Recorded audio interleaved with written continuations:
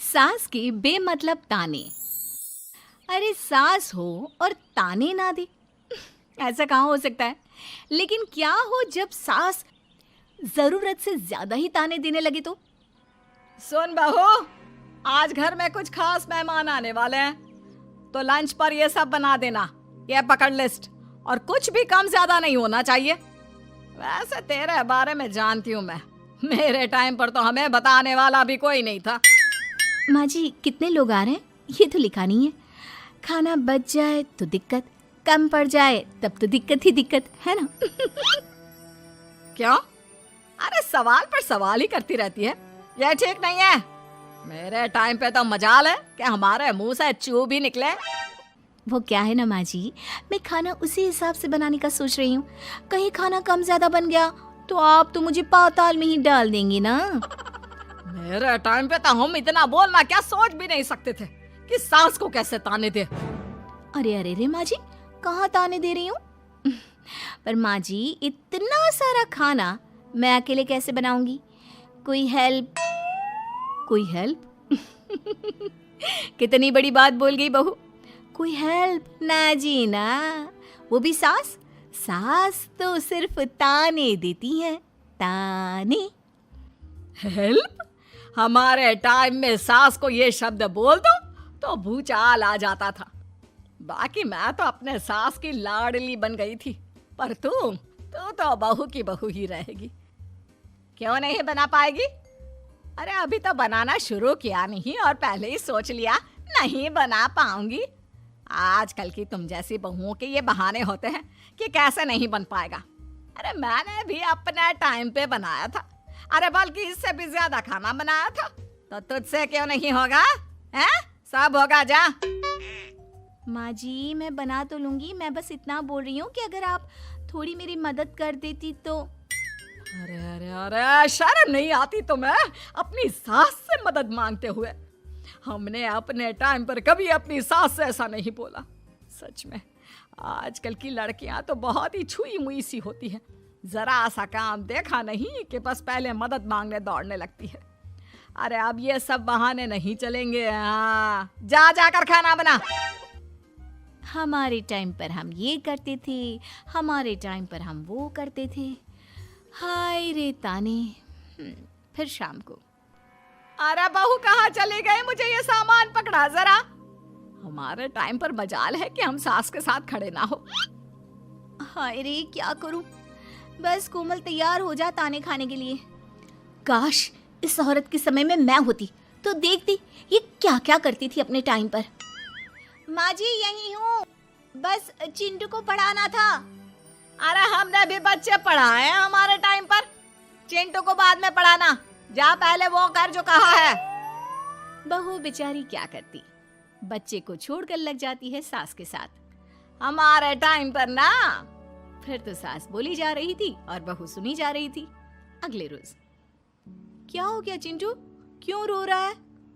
माँ कल कितना कहा था आपसे कि पढ़ा दो, लेकिन आपको तो मेरी पढ़ाई की कोई वैल्यू ही नहीं है। देखिए कितने कम नंबर आए। अरे कोई बात नहीं बेटा, फेल तो नहीं है ना। वाह बहू वाह, मेरे टाइम पर तो हमारे बच्चे के कम नंबर फेल ही कहलाते थे। ना पढ़ाती हो ना घर का काम करती हो। हमारे टाइम पर तो। सास की इस बात पर इस बार बहू का पारा हाई हो जाता है। वो सोच लेती है कि अब तो वो पति से बात करके ही रहेगी। अगले दिन। माँ जी सारी सफाई हो गई, मेरी कमर टूट रही है, मैं जरा सोने जा रही हूँ। सोना? अरे हमारे टाइम पर तो हम ये जानते भी नहीं थे कि आराम क्या होता है। पागल हो गई है क्या? रुक अभी, देख उस कोने में देख, मुझे कितनी धूल दिख रही है। और वो बिस्तर के नीचे तो देख कितना काला पड़ा है। और पर्दों के पीछे खिड़की पर देख जाले लगे हुए हैं, वो कौन साफ करेगा? ऐसी सफाई होती है क्या? जा फिर से कर। मैं तो घर में एक दिन का गंदगी नहीं आने देती थी, लेकिन जब से तू आई है घर की हालत ही खस्ता कर दी है। अरे माँ तो तू कहाँ गई? तू भी तो यही है। वैसे माँ मैंने कभी तुझे सफाई करते नहीं देखा।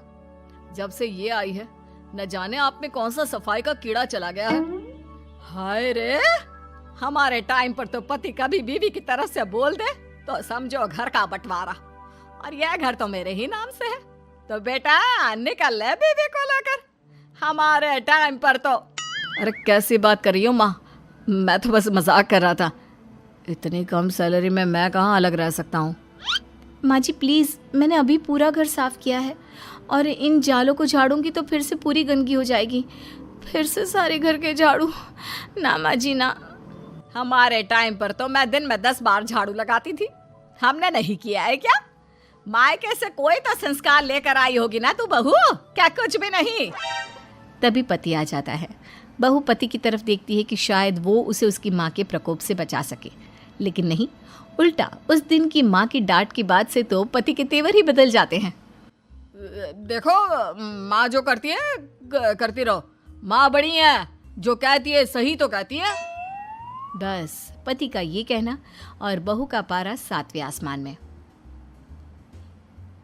एक इनके भरोसे मैं सब सह रही थी, लेकिन आज तो इन्होंने मेरा ही साथ छोड़ दिया माँ के लिए। अब तो इन लोगों को सबक सिखाना ही होगा। फिर एक दिन, बहू ये कौन है और तुम्हारे साथ क्या कर रहा है?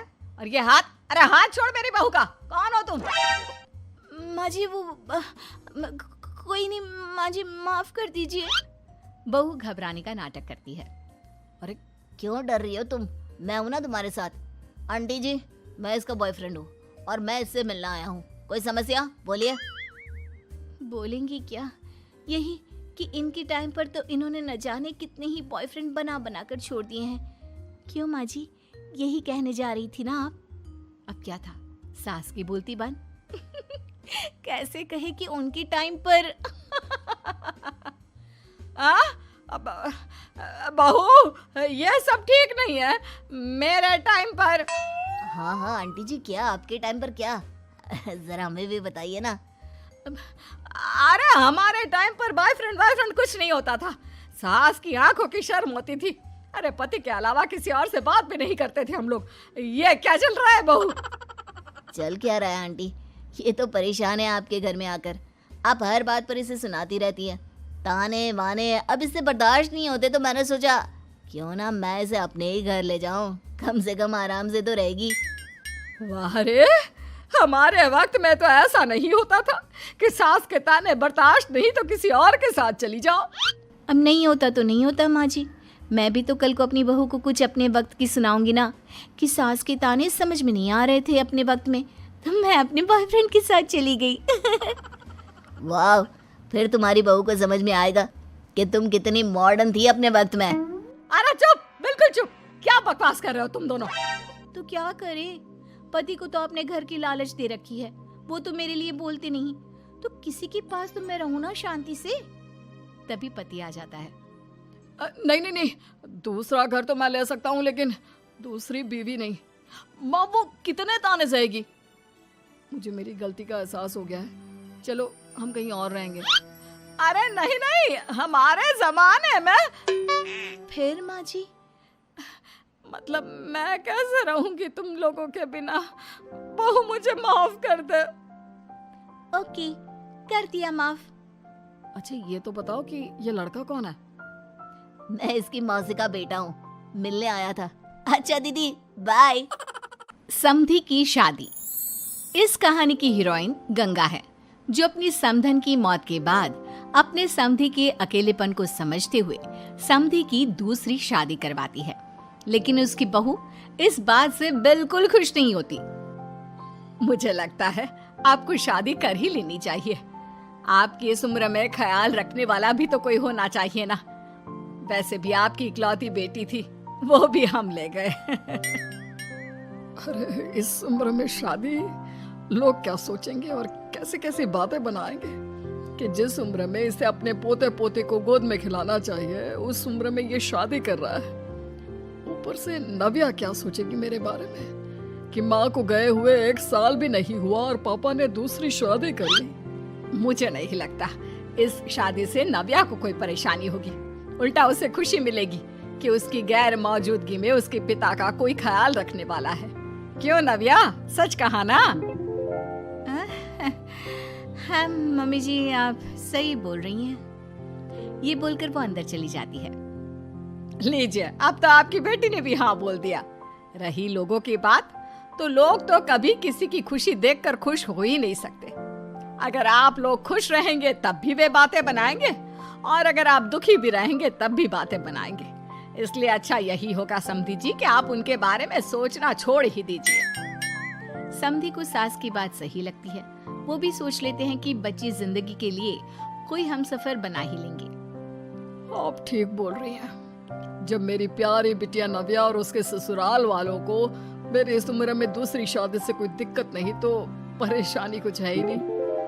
ऐसे ही सास समधी की दूसरी शादी करवाती है और फिर समधी के घर आ जाती है बहू की नई माँ। कुछ दिनों के बाद बहू अपने मायके अपने पापा और नई माँ से मिलने आती है। मेरा बच्चा कितने दिनों बाद मुझसे मिलने आई है। इधर बैठ, मैं तेरे लिए कुछ अच्छा सा बना कर लाता हूँ। तेरे फेवरेट पास्ता खाएगी ना? पापा आप क्यों? वो कहाँ है? उनसे बोल दीजिए आप मेरे ही पास बैठकर बातें कीजिए ना। उन्हें क्यों लेकर आए?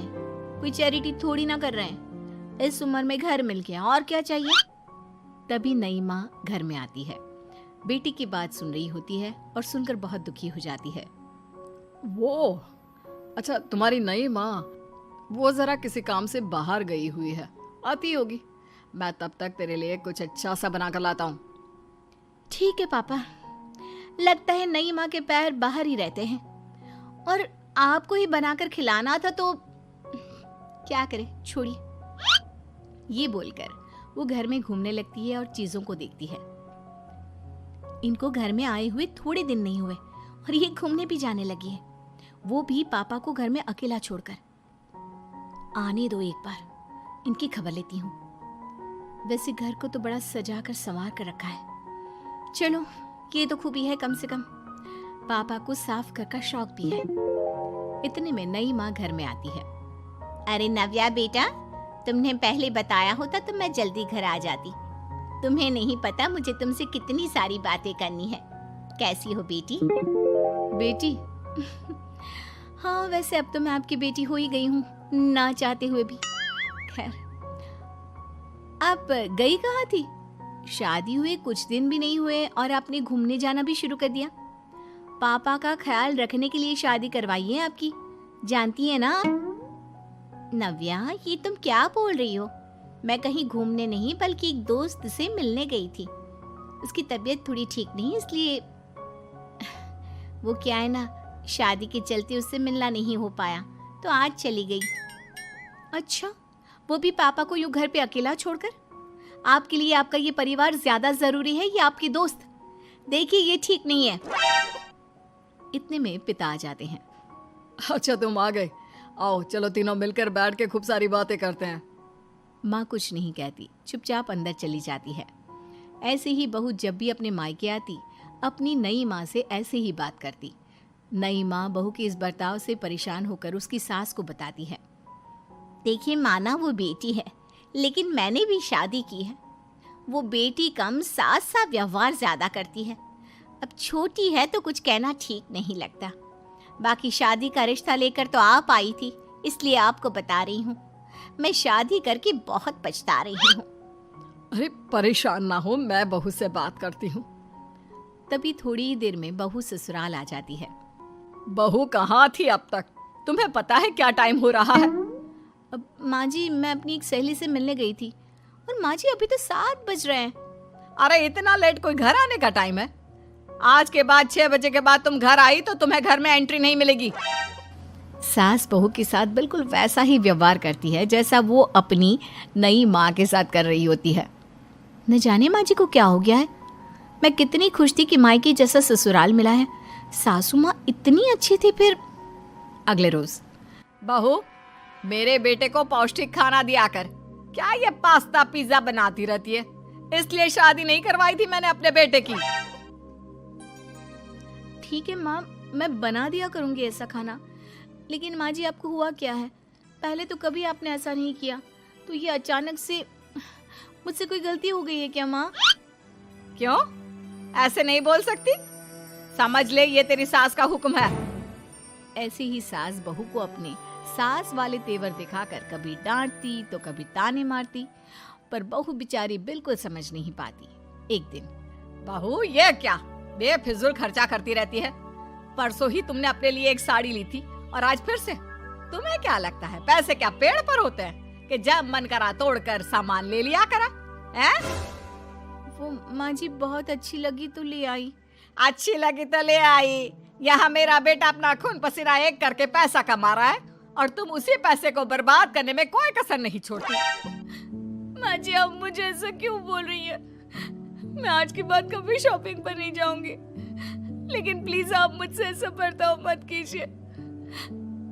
इससे पहले कभी आपने मुझे छोटी छोटी चीजों के लिए नहीं डांटा, ये अचानक ऐसा क्यों?